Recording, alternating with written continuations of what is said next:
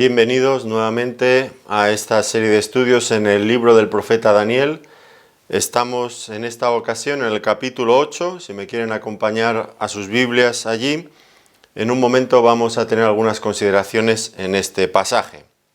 Bueno, antes de nada debemos decir que esta revelación que Daniel va a recibir y que nos va a transmitir en este capítulo 8, pues ocurre 2 años después de lo narrado en el capítulo 7 y anticipa lo que iba a ser la historia del pueblo judío, del pueblo de Dios judío, durante el tiempo de los gentiles. Aunque, bueno, pues lo cierto es que no es una revelación completamente nueva, sino que en cierto sentido amplía algunos detalles de la revelación anterior que ya vimos en el capítulo 7 o incluso de la que vimos en el capítulo 2.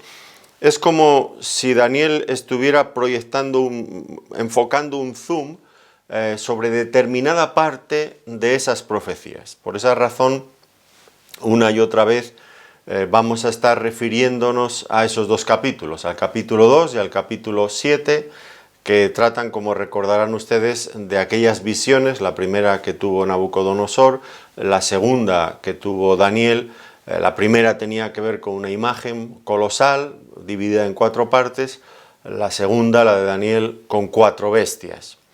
De estas 4 bestias, lo que vamos a ver aquí está enfocado principalmente con la segunda y tercera bestia, que se corresponden con el imperio medo-persa y el imperio griego. Es muy importante que estén familiarizados con el capítulo 2, el capítulo 7, y si no han tenido ocasión de escuchar nuestros estudios en esos capítulos, les recomiendo que lo hagan antes de entrar en este capítulo, porque les va a ayudar mucho a entender bien todo esto.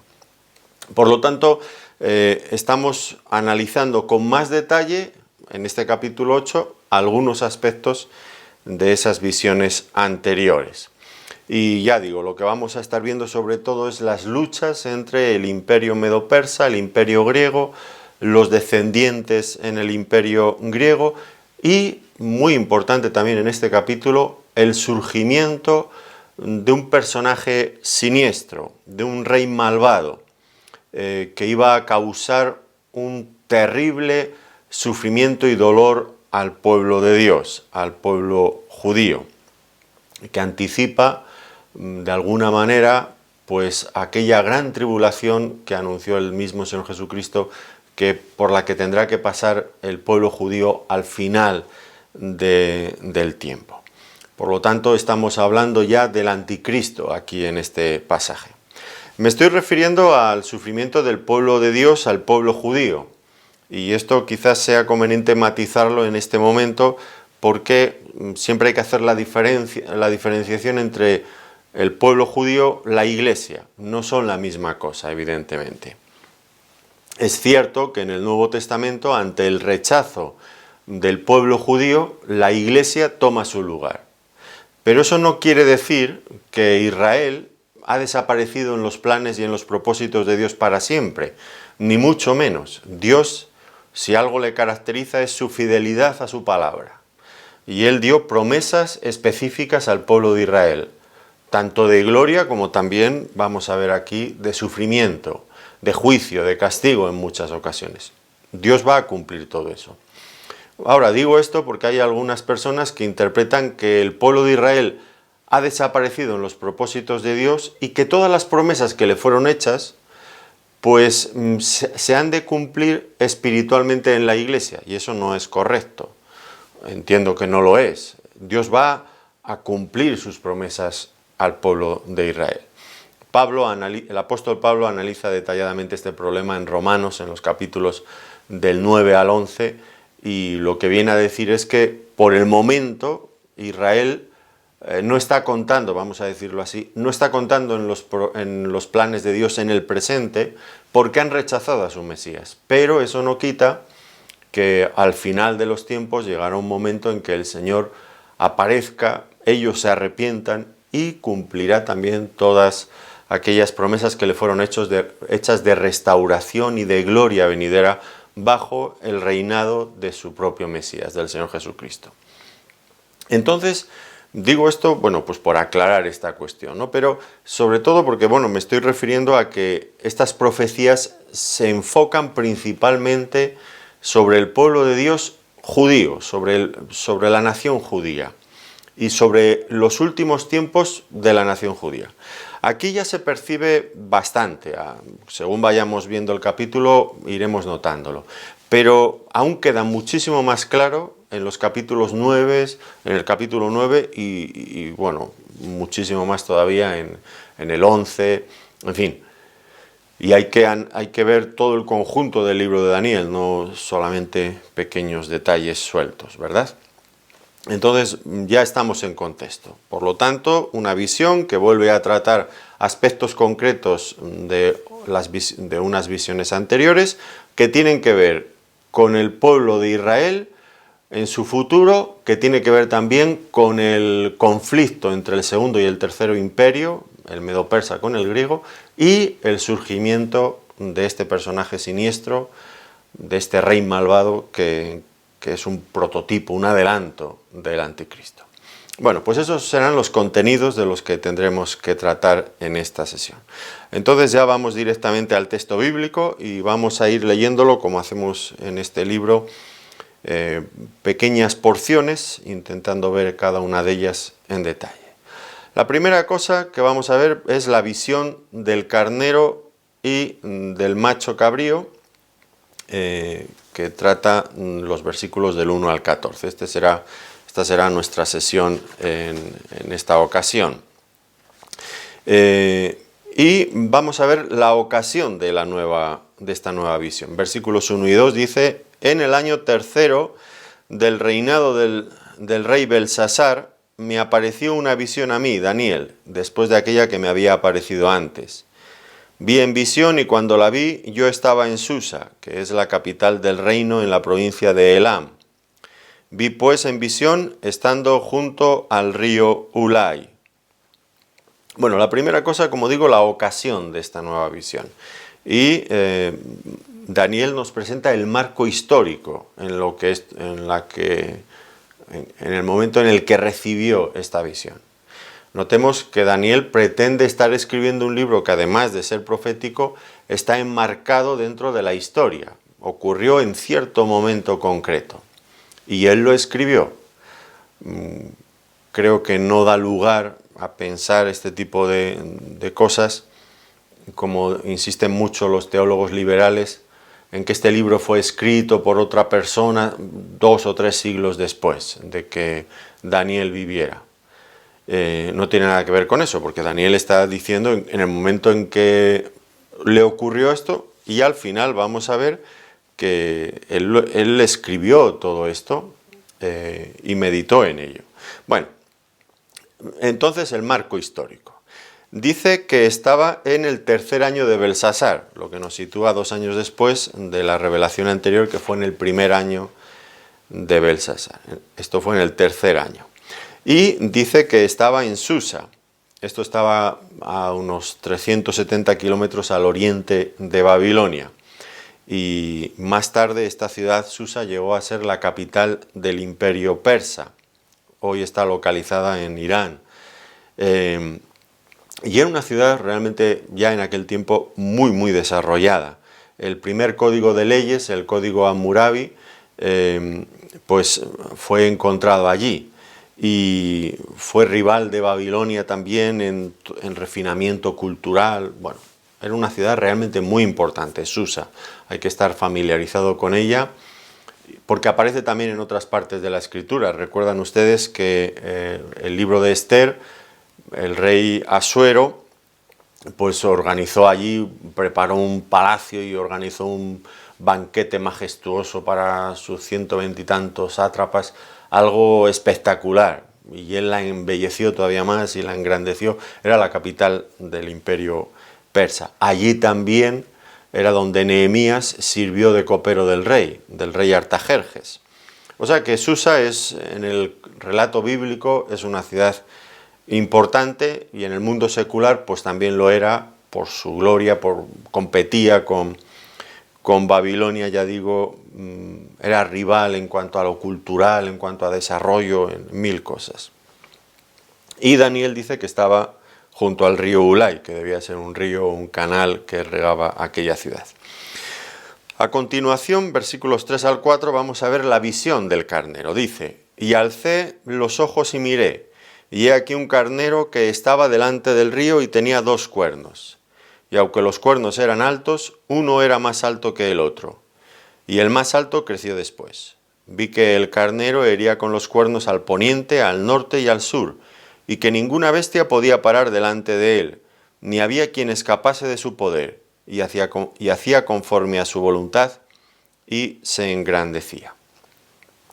Bien, entonces lo que Daniel ve aquí es un carnero que tenía 2 cuernos. Y uno de esos 2 cuernos después creció para hacerse mucho más grande que el otro. No tenemos dificultad en saber a qué se refiere, porque luego más adelante, en este mismo capítulo, Gabriel va a interpretar para Daniel estos detalles. Y allí dice en el versículo 20, el macho cabrío el macho cabrío que viste, que tenía 2 cuernos, estos son los reyes de Media y de Persia, en el versículo 20. Es decir, son los reyes de Media y de Persia. Y esto pues se corresponde, como he explicado al principio, con la visión del capítulo 7 y también del capítulo 2. En el capítulo 7 recuerdan ustedes que allí apareció la segunda bestia, era un oso que se inclinaba más de un lado, de un costado, que del otro.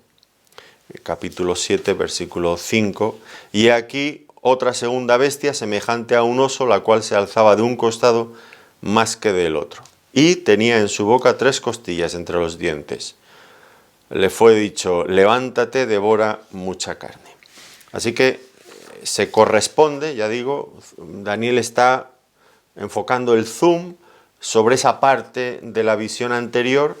Bueno, Dios le está revelando esos detalles y es importante. Bueno, el imperio medo-persa, y se corresponde exactamente con lo que ocurrió siglos después de que Daniel viviera, porque Ciro, el rey Ciro, primero conquistó Media y más tarde llegó a ser también el rey de Persia después de la caída de Babilonia.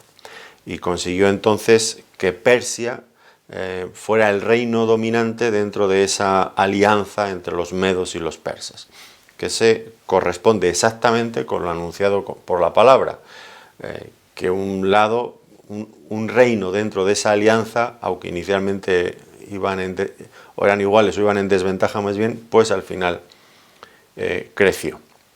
Y de este carnero, en la visión anterior era presentado como un oso, aquí es presentado como un carnero, daba cornadas al oeste, al norte y al sur.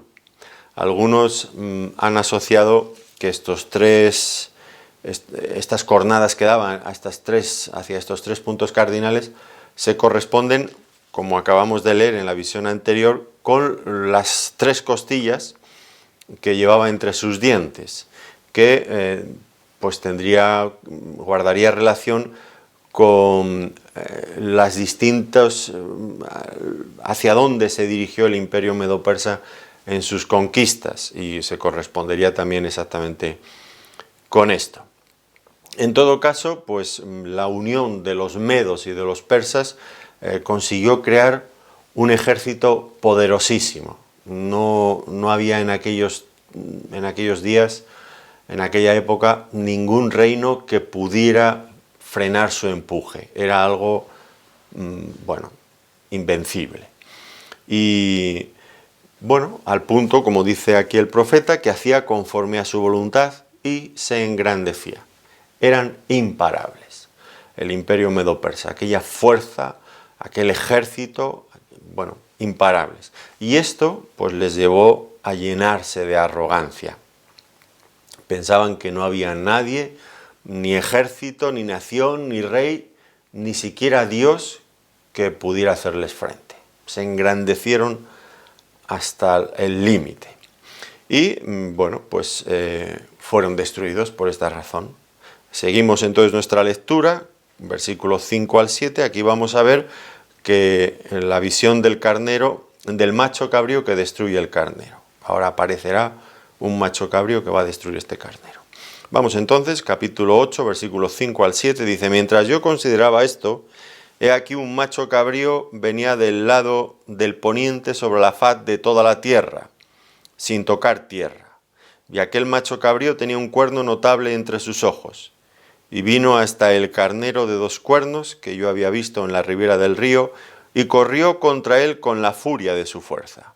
Y lo vi que llegó junto al carnero, y se levantó contra él, y lo hirió, y le quebró sus 2 cuernos, y el carnero no tenía fuerzas para permanecer delante de él. Lo derribó por tanto en tierra y lo pisoteó, y no hubo quien librase al carnero de su poder.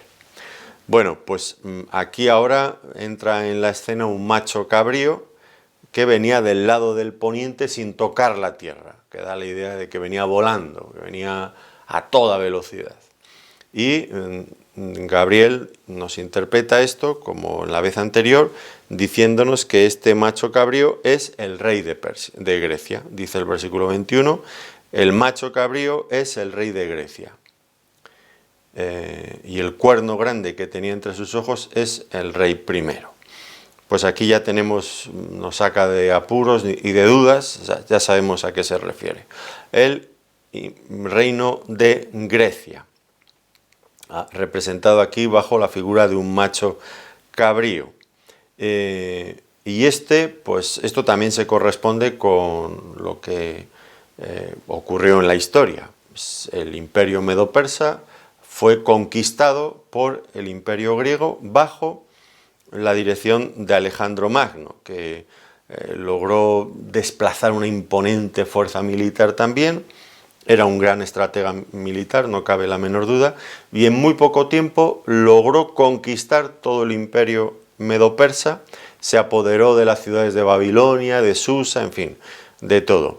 Y este hombre, Alejandro Magno, un general pues muy alabado y muy elogiado en el mundo secular, pues tenía un hambre voraz, un apetito incontenible de ir conquistando cada vez más naciones. Y una vez que había conquistado todo lo que había pertenecido al imperio medo-persa, que era espectacular la dimensión que aquel imperio había alcanzado, pues en su deseo de seguir y seguir conquistando, se dirigió con sus ejércitos también hacia la India. Este se correspondería, por lo tanto, a la tercera bestia, al leopardo con alas, el leopardo con 4 alas, que vimos en el capítulo 7, versículo 6. Después de esto miré y aquí otro, semejante a un leopardo, con 4 alas de ave en sus espaldas. Tenía también esta bestia 4 cabezas y le fue dado dominio. Bueno, pues Alejandro Magno fue el que cumplió históricamente esta profecía de Daniel. Bueno, la exactitud de Daniel, proféticamente hablando, es asombrosa.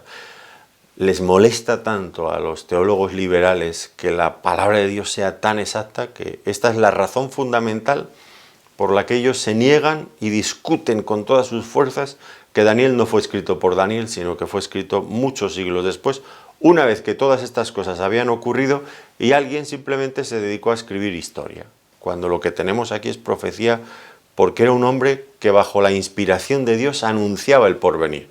Porque sí, los hombres no sabemos lo que va a pasar, pero Dios sí, porque Dios tiene siempre el conocimiento y el control de la historia de los hombres.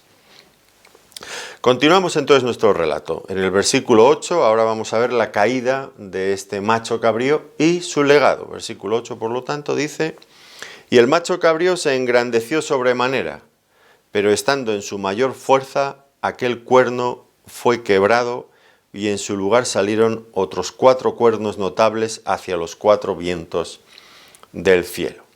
Bueno, ustedes saben que Alejandro Magno murió muy joven, a los 32, 33 años, y había conseguido ya en ese momento conquistar el más grande imperio conocido hasta aquella fecha, con 32, 33 años. conquistar aquel imperio. Acompleja a cualquiera, ¿no es cierto? Porque quizás muchos de nosotros ya hemos superado con creces esa edad. ¿Y dónde están nuestras conquistas? ¿Qué hemos hecho en la vida? Y aquel hombre, en fin, con 32, 33 años, se imaginan, ¿verdad? Pues, pero murió muy joven, murió a esa edad. Ahora la palabra de Dios dice que fue juzgado por Dios, porque se engrandeció sobremanera y aquel gran cuerno fue quebrantado. Dios tiene el control, no solamente tiene el conocimiento de la historia, sino que tiene el control. Y cuando Dios promociona a un rey, pero ese rey pues no sirve, se aleja, se engrandece, se llena de arrogancia contra Dios, Dios tiene la última palabra y en el momento que Él quiera lo quita, igual que le permite ir adelante, pues puede quitarlo. Dios es el Dios de la historia de los hombres, aunque los hombres piensan que Dios no cuenta nada en la historia, pero desde luego que sí, en la historia pasada y en lo que tiene todavía que ocurrir, como vamos a ir viendo. Ahora, la cuestión de la muerte tan prematura, bueno, vamos a decir así, de Alejandro Magno, pues generó un verdadero conflicto. ¿Qué hacer con su legado, con aquel vasto imperio que él había conquistado en tan poco tiempo? Y después de prolongados conflictos, para determinar quién se haría cargo de aquel imperio, pues se llegó al acuerdo de que se ocuparían de ello principalmente 4 de sus generales, de sus principales generales. Y esto es lo que aquí nos dice Daniel también, que se dividió en 4 partes su reino.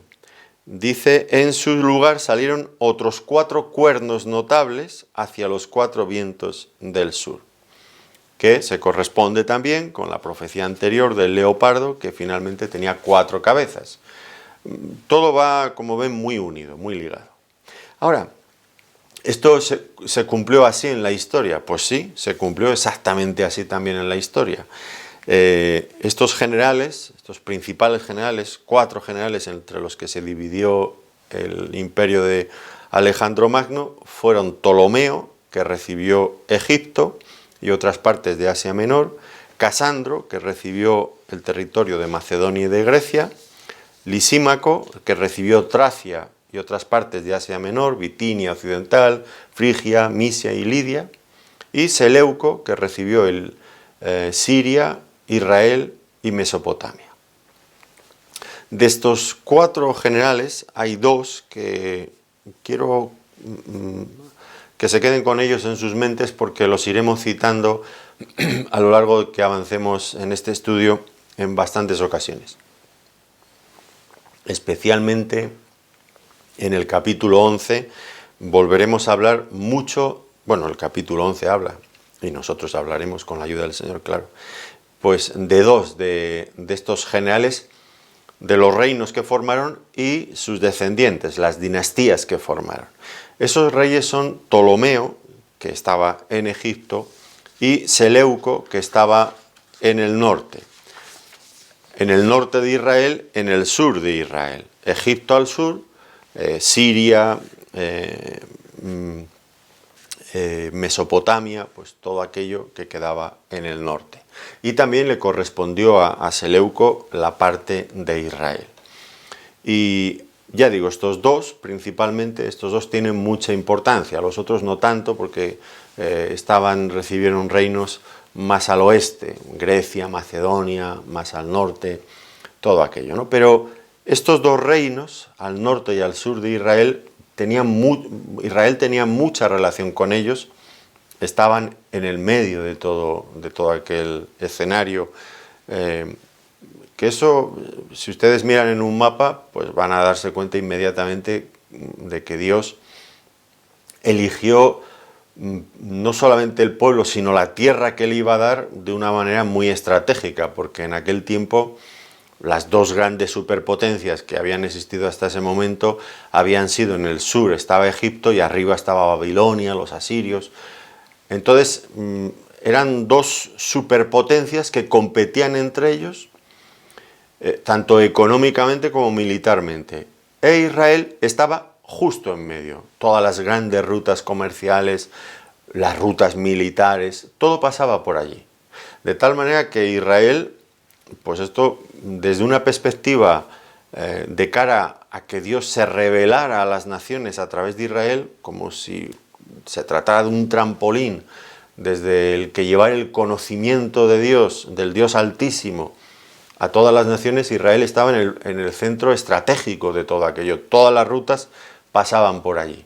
Pero desde otra perspectiva, que es la que ahora la que iremos viendo en el libro de Daniel, Israel estaba en un territorio, en una posición muy comprometida. ¿Por qué razón?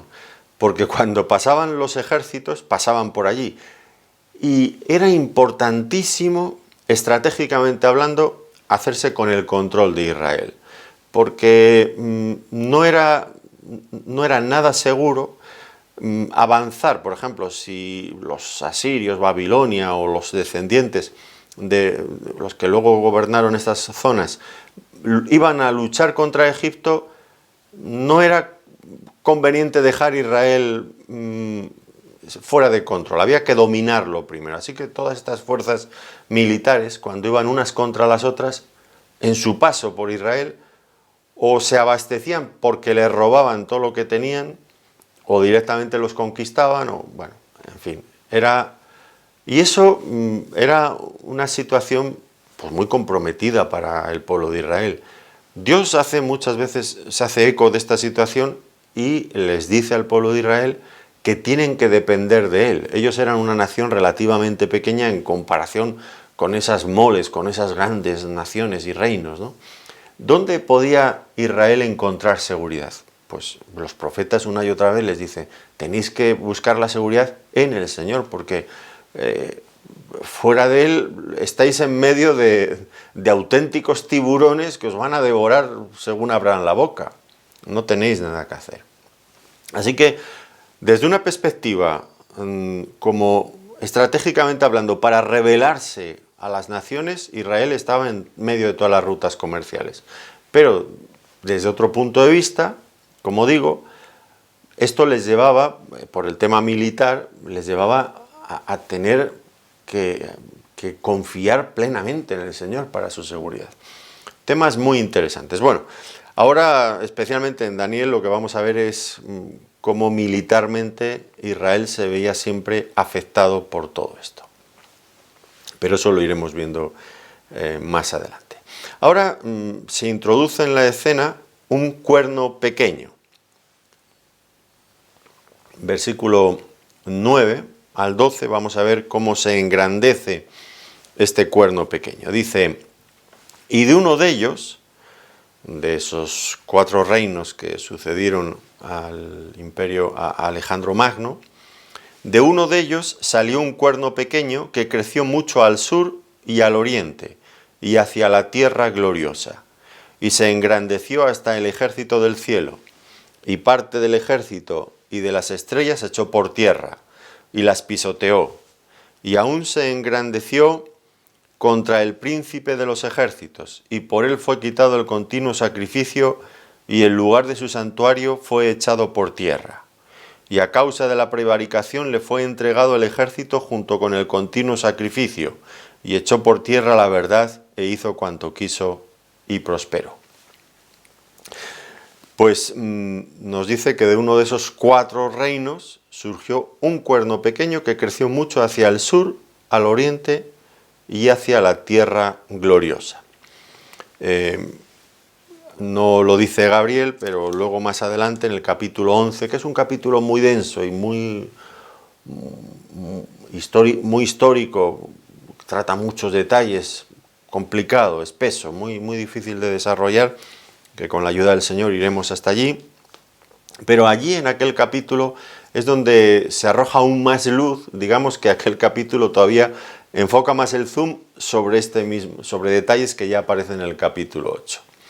Y allí veremos que el personaje del que está hablando históricamente, pues no es otro que Antíoco IV Epífanes, que gobernó entre el 175 y 164 antes de Cristo, en el reino del norte, en Siria y en toda aquella zona. Y dice que se engrandeció, creció mucho. Y es que este Antíoco Epífanes, cuarto, o sea que ya era de la descendencia de Seleuco, pero habían pasado varias generaciones. Pues este dice que se engrandeció mucho hacia distintas partes, y efectivamente él se dedicó a extender sus fronteras hacia la India, hacia el oriente, hacia Egipto en el sur, y estos deseos de conquista, de anexionar nuevos terrenos, nuevos reinos, ya digo, especialmente sus deseos de conquistar Egipto, pues era lo que antes comentaba, tenía que pasar necesariamente por Israel, y esto les creó infinidad de problemas al pueblo judío cuando se levantó este gobernante. Fue realmente muy duro para ellos. Aquí dice que se extendió hacia la tierra gloriosa, entendemos que hacia el pueblo judío, hacia la nación de Israel, en su territorio. Y este cuerno pequeño tenía una actitud tremendamente arrogante. Dice que se engrandeció hasta el ejército del cielo. ¿A qué se refiere con la expresión el ejército del cielo? Puede ser que en su arrogancia, en su orgullo, se levantara contra fuerzas espirituales, contra ángeles, y a esto se refiere el ejército del cielo. No lo sabemos. Puede ser simplemente una metáfora, probablemente, para indicar que en su arrogancia pretendía ser un rival del Dios del cielo mismamente. Un hombre realmente muy arrogante. Dice que parte del ejército y de las estrellas se echó por tierra y las pisoteó. Por lo tanto, consiguió ciertas victorias. Ahora, ¿a quién se refiere? ¿Quiénes formaban esta parte del ejército? ¿Quiénes son las estrellas que echó por tierra? Bueno, el versículo siguiente nos va a decir que principalmente él dirigió un ataque contra el pueblo de Israel y contra los servicios que se llevaban a cabo en el templo. El pueblo de Israel y el templo. Y estos dice que consiguió ciertas victorias contra ellos, es verdad. Es verdad. Y en su arrogancia también se engrandeció contra el príncipe de los ejércitos. El príncipe de los ejércitos, seguramente aquí la idea es que intentó igualarse y luchar contra el mismo Mesías de Dios, el príncipe de los ejércitos, que en este contexto pues tiene que ver con el Mesías divino. Bueno, Antíoco Epífanes fue el gran perseguidor de la nación de Israel. Un hombre terrible que causó un daño inimaginable a la nación judía.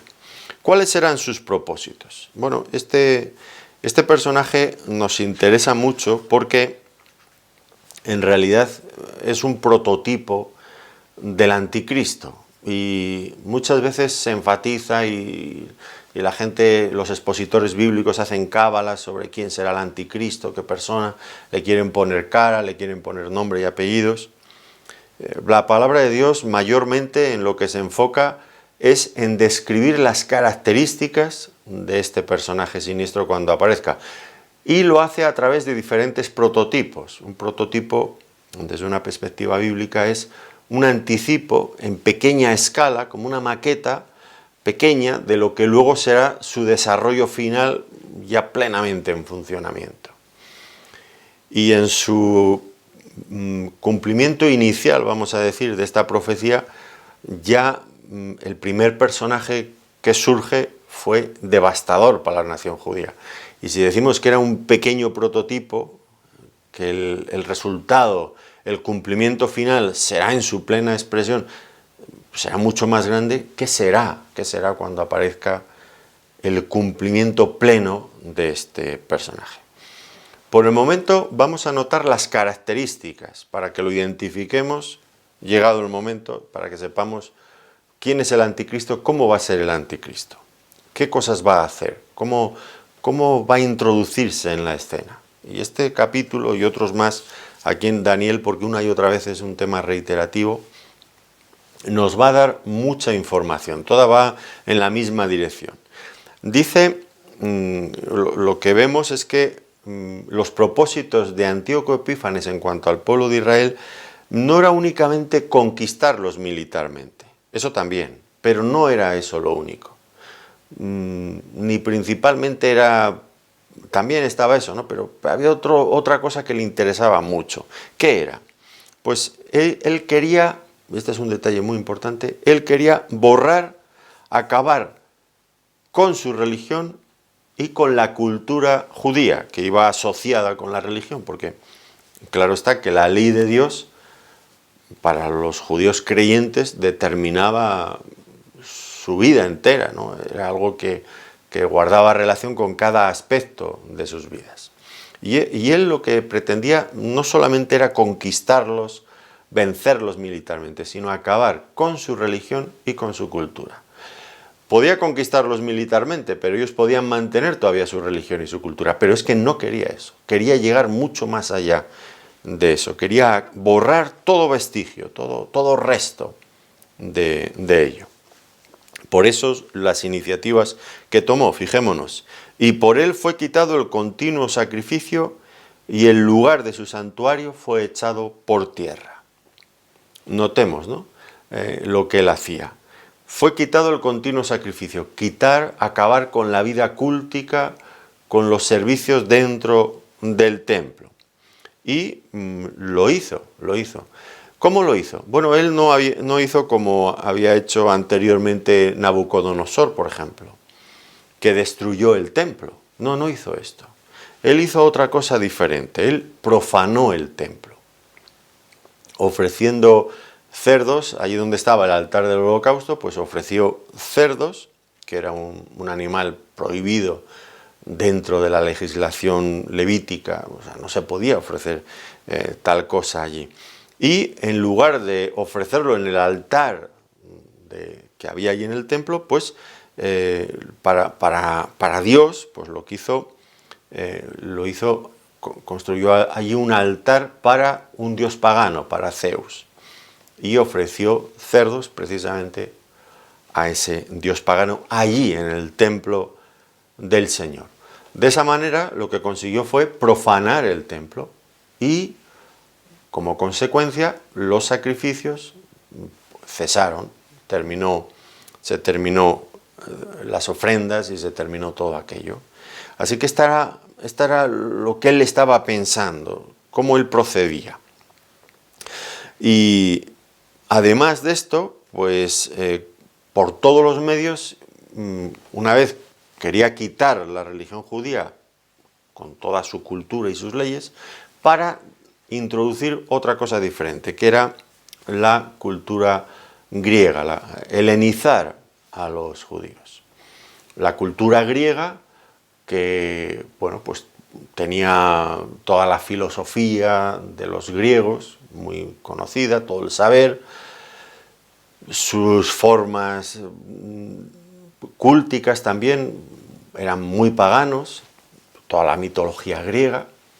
Es decir, Antíoco quería quitar la ley de Dios para sustituirla por la cultura, los dioses, la forma de actuar de esa sociedad pagana, que tanta influencia tuvo luego en el Imperio Romano y ha tenido hasta nuestros días toda la cultura griega, por supuesto que sí. Pues él quería borrar todo esto.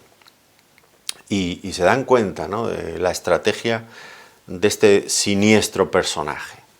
No solo conquistar por la fuerza.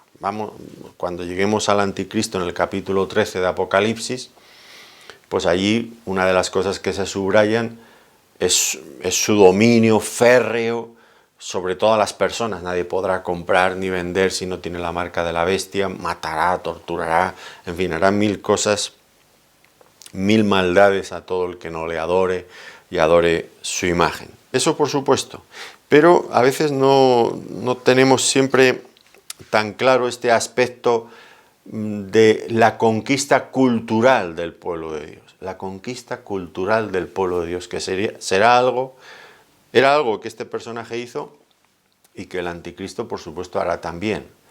Conquista cultural del pueblo de Dios. Que abandonen sus leyes para que acepten otras opciones del mundo, fuera del marco de la palabra de Dios. Y esta conquista cultural, creo que ya está en marcha desde hace mucho tiempo. Y la Iglesia de Dios, ahora hablamos de la Iglesia, pues no sé si está venciendo esta lucha o está siendo vencido en esta lucha. Desde luego está claro que es una de las estrategias del anticristo cuando venga. A mí me da la impresión de que la Iglesia, como pueblo de Dios, el pueblo judío desde luego está cao, usted va a Israel ahora mismo y lo que se va a encontrar es una cultura, bueno, sí, están los ortodoxos y los ultraortodoxos y todo esto, pero la cultura, la vida en Israel es una cultura que no tiene nada que ver con las leyes que se aprueban y todo esto, es una cosa vergonzosa, no tiene nada que ver con aquellos tiempos de la Biblia, ni muchísimo menos. Pero ahora hablo de la Iglesia, la cultura, la conquista cultural. Y a mí realmente me preocupa mucho todo esto, porque yo me hago simplemente una reflexión. Hace ya algún tiempo que soy creyente, casi dentro de poco hará 40 años que me convertí y conocí al Señor, y estoy en sus caminos. Y en estos 40 años, que no es mucho, pero ya pues da un poquito de perspectiva histórica, ¿no? No mucho, porque es una cosita mínima, ¿no?, para hacer historia, pero ya me permite ver un poquito el desarrollo en los últimos años. Y la verdad es que las iglesias hace 40 años a hoy, muchas son irreconocibles, no guardan ninguna relación. Se han movido de sus convicciones, de su eclesiología, de sus creencias en montones de cosas. Y lo que a mí me resulta más preocupante es que no se han movido porque han redescubierto en la palabra de Dios cosas que habían ignorado, que habían olvidado. No estamos hablando de un avivamiento espiritual para retornar a la palabra de Dios, sino lo que me parece observar, y es una preocupación muy grande que tengo, es que se han ido abandonando la palabra, los principios de la palabra de Dios, porque cada vez se estudia y se lee menos la palabra de Dios, y en consecuencia se han ido asumiendo todas las tendencias que hay en el mundo en el día de hoy. Es increíble cómo las cosas que cambian son aquellas que están cambiando en el mundo. Y hacemos una revisión de toda la teología por las demandas culturales que tenemos en el mundo. Y ha cambiado en muchas cosas. Hay montones de detalles, debates que se han abierto que nunca han sido una preocupación para el pueblo de Dios en siglos, porque las cosas estaban muy claras en la palabra de Dios.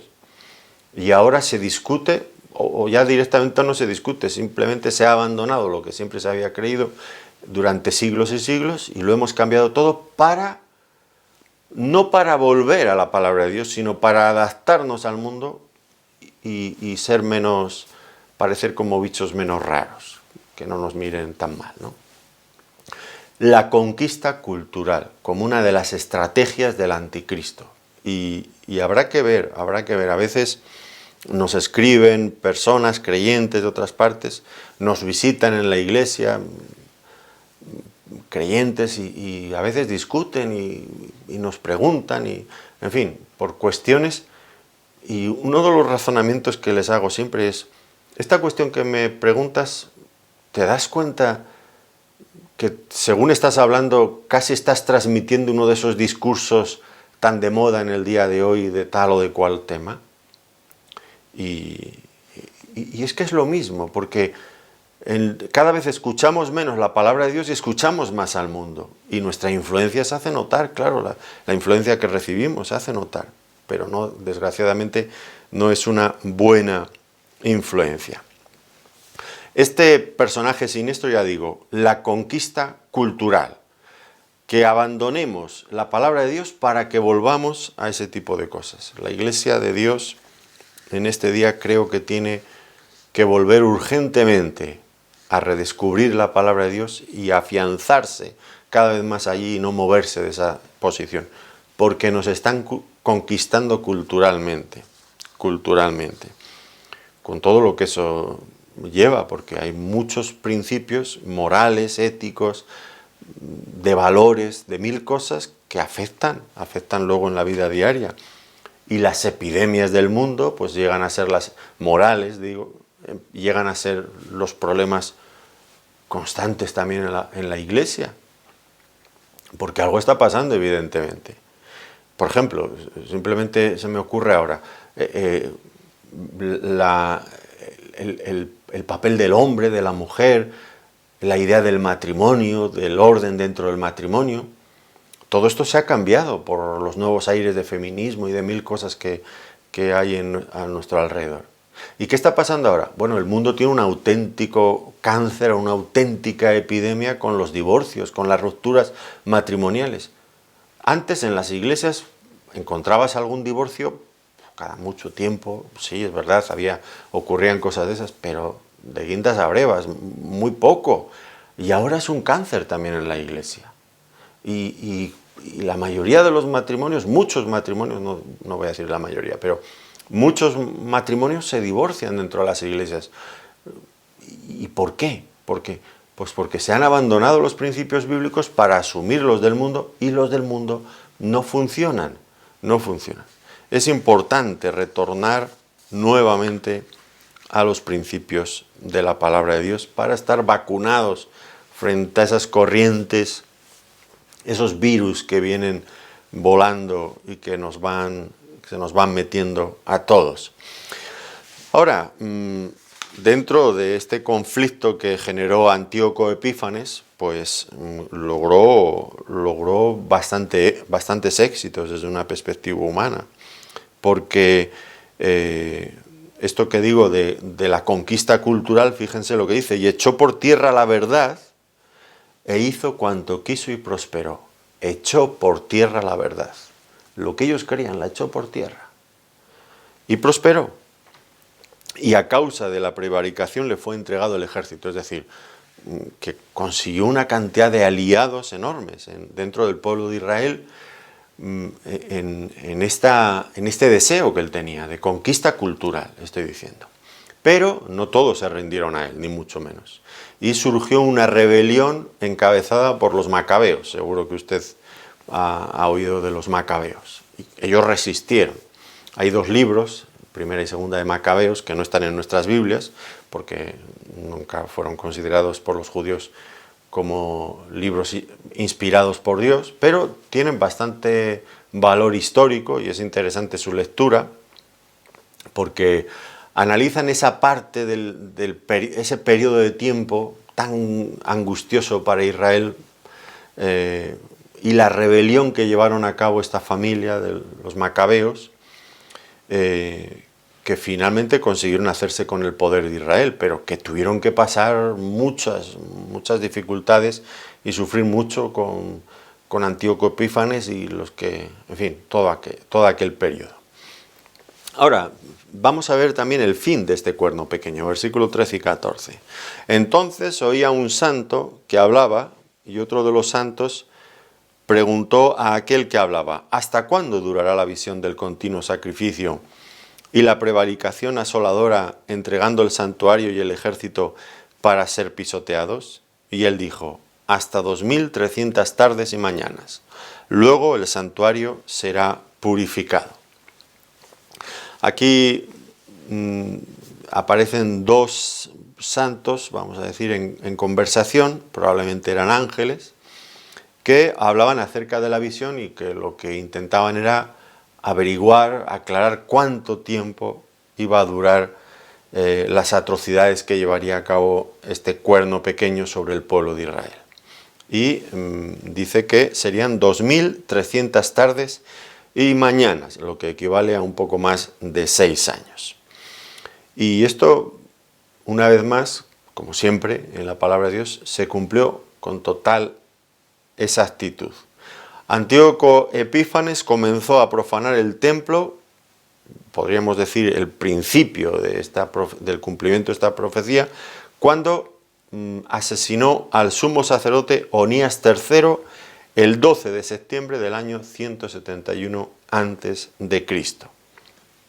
Y terminó aquel periodo con la restauración de la adoración en el templo bajo el gobierno de Judas Macabeo el 25 de diciembre del 165 a.C., es decir, 6 años y 110 días, o lo que es lo mismo, 2300 días. Exactamente lo anunciado por el profeta, con total rigor. Que ya digo, estas cosas les molestan tanto a los teólogos liberales, que la Biblia hable con tal precisión que dicen, no, esto fue escrito después de que ya ocurrió y sí, parecía una profecía, pero era historia. No, aquí está escrito anticipadamente. Ahora, este cumplimiento de Antíoco Epífanes es solo parcial. Antes hablaba de los prototipos, de algo que ocurre en pequeña escala. ¿Y por qué digo esto? Bueno, porque Antíoco Epífanes no cumplió plenamente todo, no agotó el significado de la profecía. Y el mismo Señor Jesucristo, cuando tiempo después, porque todo esto ocurrió en el año 170, 160 y tantos antes de Cristo, ya había pasado todo aquel tiempo de sufrimiento, pero cuando llegó el Señor Jesucristo, 100 y pico años después, en su sermón profético, él vuelve a insistir y dice que esa profecía todavía no había sido cumplida definitivamente. Su cumplimiento pleno no había llegado. Él, recuerdan ustedes, en Mateo 24, 15, allí hace referencia precisamente a esto que hemos mencionado, a la abominación desoladora, escrita en Daniel, el que lee entienda. Bueno, pues a este tipo de cosas, como Antíoco Epífanes profanó el templo, sacrificando, bueno, todo aquello, ¿verdad? Por lo tanto, si el Señor Jesucristo cita de nuevo esta profecía y dice que todavía tiene un cumplimiento futuro, cuando ya había sido cumplida parcialmente en la época de Antíoco Epífanes, pues esto confirma lo que estamos diciendo, que una profecía puede tener, y de hecho la mayoría de las profecías tienen varios cumplimientos. Un cumplimiento próximo a la fecha en la que fue anunciada y otro cumplimiento definitivo, amplio, mucho más grande hacia el final de la historia bíblica. Y el Señor Jesucristo dijo que esto que había ocurrido dio a entender que esto que había ocurrido con Antíoco Epífanes, pues sería un botón de muestra de lo que ocurriría al final de los tiempos. El Señor se refiere, habla allí de una gran tribulación, cual no la ha habido desde el principio del mundo hasta ahora, ni la habrá. Fíjense, cual no la ha habido desde el principio del mundo hasta ahora. Lo que nos da a entender que lo que había ocurrido anteriormente con Antíoco Epífanes no era de la misma magnitud de lo que ocurrirá finalmente. Esto tiene que ver con la gran tribulación por la que atravesará el pueblo de Israel hacia el final de sus días. Esto ocurrirá hacia el futuro. Bueno, tenemos que dejar aquí nuestro estudio, seguiremos con el resto del capítulo en nuestra próxima sesión, pero ya tenemos aquí bastantes cosas para meditar, para reflexionar, sobre todo veamos estos detalles, ¿no? La precisión histórica de Dios. Dios es alguien confiable. Dios no habla por hablar. Dios conoce el futuro, es el único que lo conoce y habla con exactitud para que estemos apercibidos frente a lo que va a ocurrir, estemos preparados, estemos en guardia. Y por otro lado, esta cuestión de la conquista cultural. Tengamos cuidado, analicemos cada cosa que creemos, de la que tenemos convicción, no a la luz de si es popular o está de moda en el mundo, sino a la luz de la palabra de Dios. Por supuesto, esto nos va a llevar a ser muy impopulares en este mundo, pero en eso consiste la fidelidad a la palabra de Dios. Lo contrario es lo que busca el diablo que hagamos, que abandonemos aquellas cosas que la palabra nos enseña, que forman nuestra cultura cristiana, para que nos vayamos detrás de los valores de este mundo, que están influenciados, que nacen de una mente malvada y perversa, y que tiene consecuencias nefastas para aquel que los ponga en práctica. Pues animémonos y estemos en guardia frente a todos estos peligros. Que el Señor les bendiga muy ricamente. Gracias una vez más por acompañarnos en este tiempo de estudio bíblico.